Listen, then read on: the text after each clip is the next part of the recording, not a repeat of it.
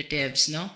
As soon as we receive the answer from the Vice President, we will be starting to prepare our reply, which is supposed to be filed within the non-extendable period of 5 days, no?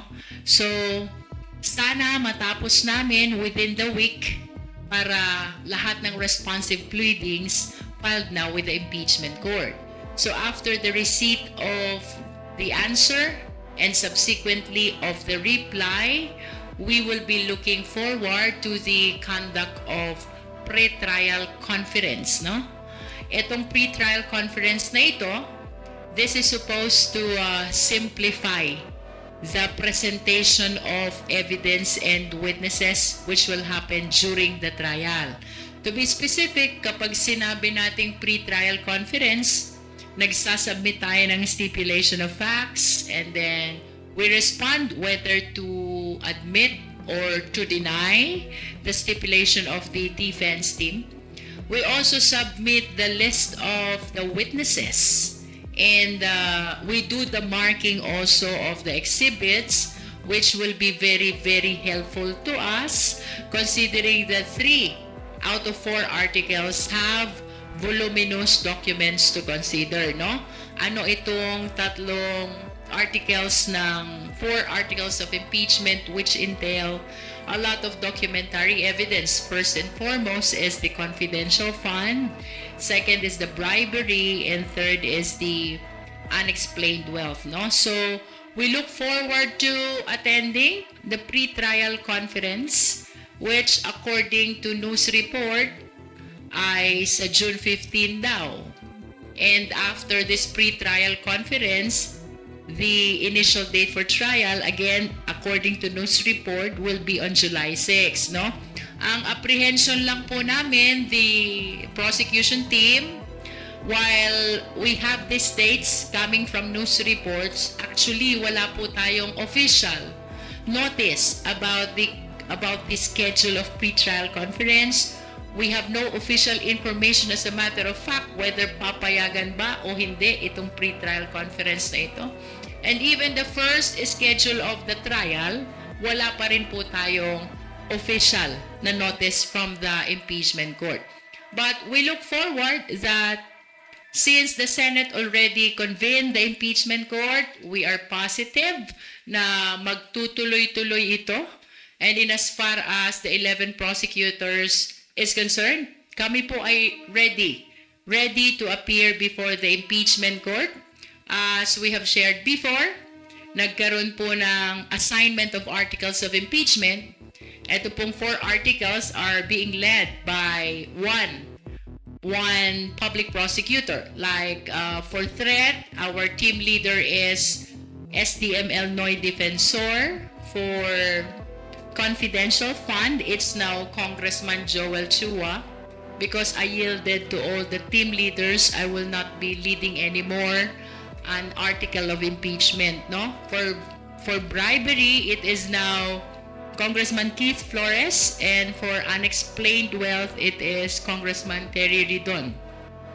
Hanggat hindi po natatapos ang presentation of evidence, please anticipate that there will be changes on the assignment of prosecutors, no? After all, ito po ay exclusive authority ng prosecution to decide on how we will present our evidence, who to present, what to present, and when to present them, no? So right now, full swing po ang aming preparation. We are reading a lot of materials where we have workshops and we do mock trials as well. This is as we approach the schedule, although unofficial, of the pre-trial conference as well as the trial, which will be on June 15 and July 6 respectively. For the 11 prosecutors, rest assured that we are ready to fulfill our mandate under the Constitution. That would be all for my opening statement. Thank you, Chairperson Luisra. May we hear now from Assistant Majority Leader Cruz.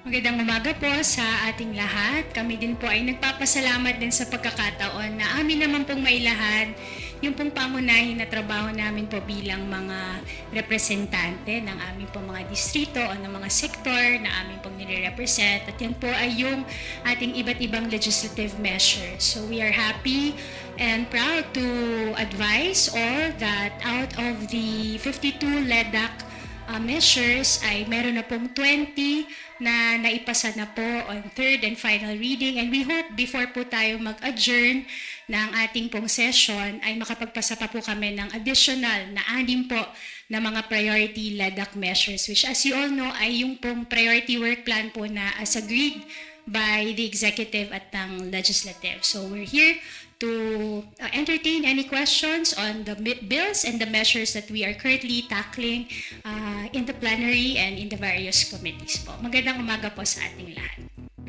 Thank you po, Ma'am Cruz. Let us now hear from Assistant Majority Leader Roman, sir. Magandang umaga sa inyo lahat. Tulad sinabi ni Congressman Agay, nandito po kami para sagutin mga tanong tungkol sa bilis o galaw ng mga panukalang batas na nakasalang po sa House of Representatives. Tuloy-tuloy po yung trabaho namin sa mga committee meetings. Kung kino-cover nyo po, marahil nakikita nyo yung tagisan ng mga pananaw. Sa plenaryo po, naging masigasig naman yung mga pag-uusap.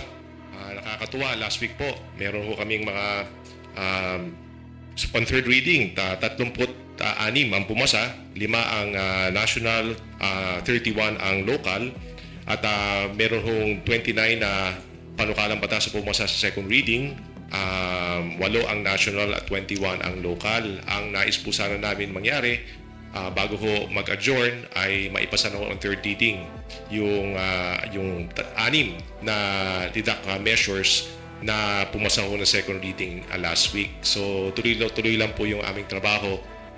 Yung po aming mandato sa ilalim na batas ay maging mambabatas, kaya ang panukat po sa amin yung dami po at ganda po ng mga panukalang batas na isinusulong namin. Maraming salamat po. Thank you, sir. We will now open the floor for questions. Let us hear from Haji Camino from Brigada for the first question. Haji? Good morning po, Kongs. First, on the impeachment po muna kay Kong Jinky. May private prosecutors na po, Chair. As I have said before, we have more than enough private prosecutors, only that we are not yet done finalizing as to who will be entering their appearance as private prosecutors and who will be working as part of our legal and research team, no? So, to your question, yes, we have in fact a huge number of private prosecutors. All of them are on a voluntary basis, and that is why we are grateful, we are thankful to all these private lawyers who are really offering help to the public prosecutors. Please bear with us as we cannot announce yet the list of our private prosecutors as we still continue to assess who will be joining the trial and who will be joining the preparation of the public prosecutors. Ma'am, although wala pa po kayong formal notice whether it's July 6 na nga po yung trial proper, but there were calls po kasi na i-reconsider yung date, lalo't meron po ngayong kinreate na subcommittee on the flood control controversy ang Senado. O baka daw po matakpan yung o mailihis daw po yung usapin ng impeachment. May we know kung saan nanggagaling yung calls to reconsider the date of July 6? I think one of the trial spokespersons, Tong Zia, parang nanawagan na i-reconsider man to. Well, my reaction to that is, let us remember that the mandate of the Constitution, that is to be forthwith, is not only with respect to convening the impeachment court, it says trial forthwith. In other words, by trial, we mean presentation of evidence, presentation of witnesses. If ever there will be changes to July 6, it should be earlier and not later. That is if our intention is to respond to the mandate of the Constitution, which says trial forthwith.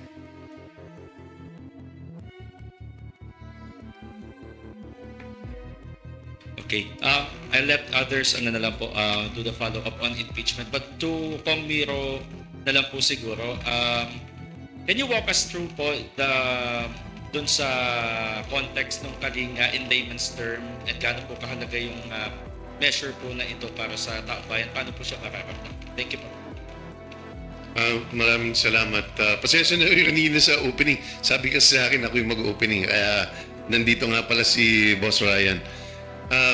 Yung siguro magandang paglilinaw dun sa Kalinga Bill, hindi tama na i-describe siya as simple as an ayuda program because it is not.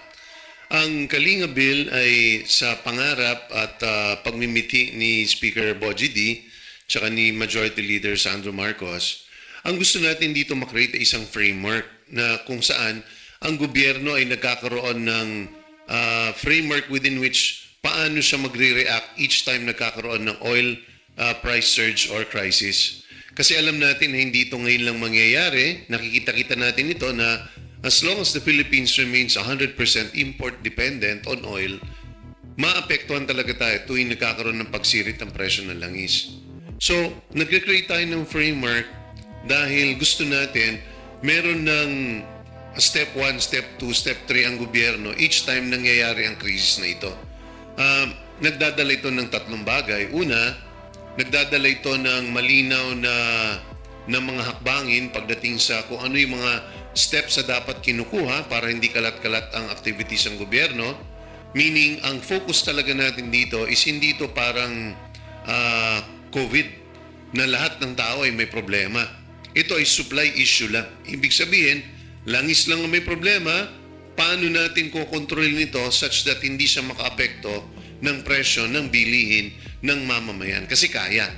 So, that is the first framework in terms of controlling inflation.